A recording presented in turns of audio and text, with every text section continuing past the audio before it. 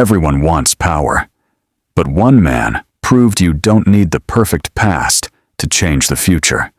He wasn't born in America. He didn't come from an elite family. And when he stepped into politics, people told him, "A foreign name can't win an election here." They were wrong. This is the story of Zohran Mamdani. Before the microphones, before the speeches, he was delivering food on a bike in New York, campaigning between shifts, knocking doors in the freezing cold, and hearing the same question over and over. Why should we trust you? You're not even from here. He wasn't just fighting for votes.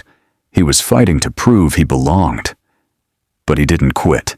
He stood with families about to lose their homes, faced landlords, lawyers, and old systems, and said one sentence that changed everything. Your home will not be taken, not while I'm here.